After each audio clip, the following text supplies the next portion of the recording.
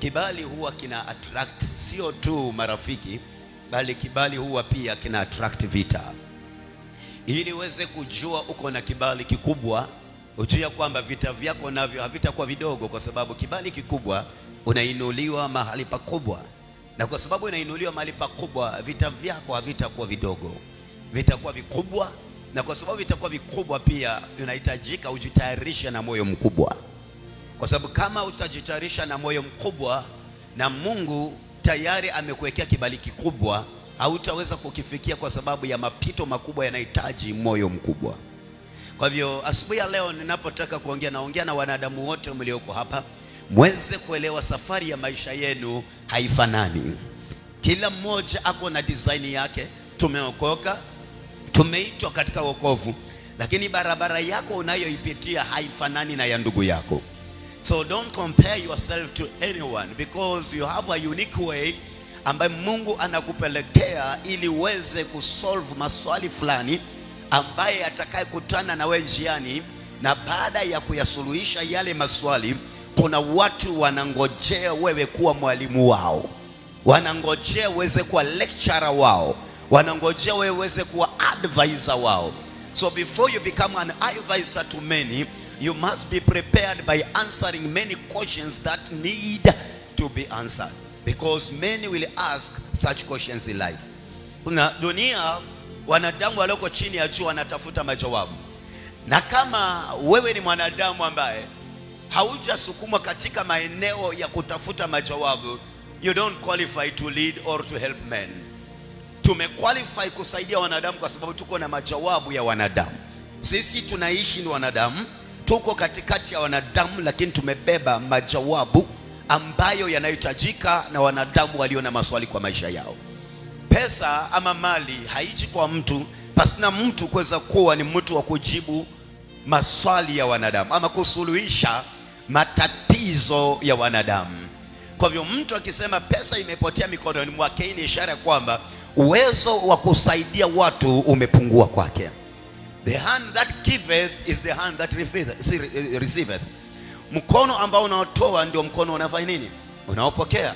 Kwa hivyo ukipunguka kutoa majawabu ama masuluhisho kwa wanadamu, utapungukiwa na kupokea. Kupokea kwako kuna kuja kwa sababu you are beneficial or helpful to men. And that is the subject ambayo unapaswa kuweza kujua. No matter how deep you pray to God, but if as long as unaendelea kuomba kwa Mungu, lakini unaishi chini ya jua, how impact life positively, wanadamu maisha yao, hauyaletei majawabu kupitia kwa maisha yako, hayo maombi yako hayana maana hapa duniani. Maana remember this thing, Mungu ametuweka chini ya jua tuombe kwake, tupate majawabu ya kuleta suluhisho chini ya jua. Lakini kama ni kukaa na yeye, tukishaondoka hapa tutakaa na yeye huko kwa muda mrefu tu, tutakaa na yeye kwa kipindi kirefu. Lakini ule muda ametuwekea kukaa na yeye hapa chini, tukiongea na yeye, tunaongea na yeye kwa sababu ya kutafuta majawabu ya kutuliza maisha ya wanadamu wengine. You are on earth to access God so that you can help the people who are living on earth. Uko duniani majira haya kwa Kiswahili ili uweze kuzungumza na Mungu, awe rafiki atakaye kupatia majawabu kwa kusuluhisha matatizo yanayokutana na wanadamu.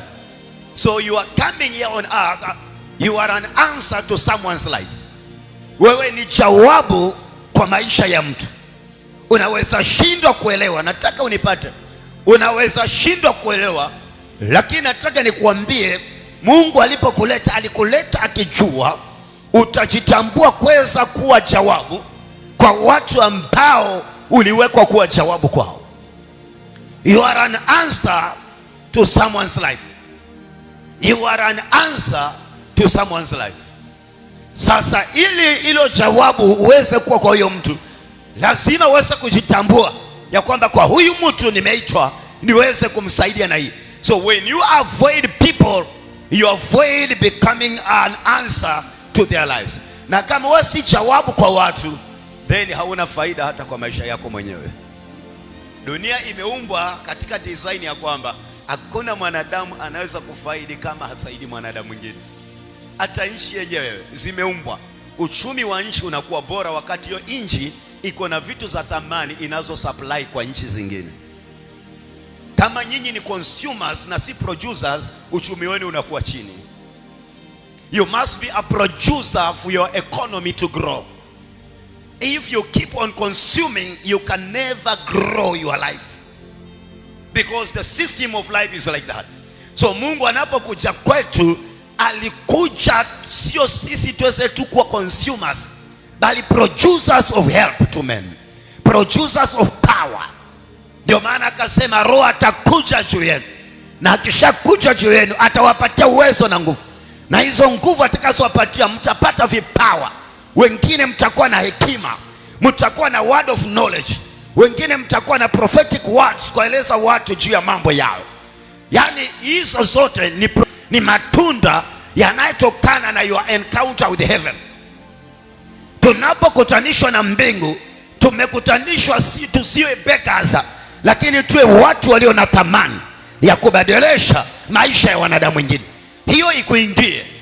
The moment you met God, alianza procedure ndani yako ya wewe ku accept neno lake ambalo ni faida. Na ndio maana Biblia inasema hapo mwanzo kulikuwa na neno, na hilo neno lilikuwa kwa Mungu. Hakuna chochote kilifanyika pasina neno. Kwa hivyo God is making you to be a producer of things that have not been produced or need to be produced so that men can be helped.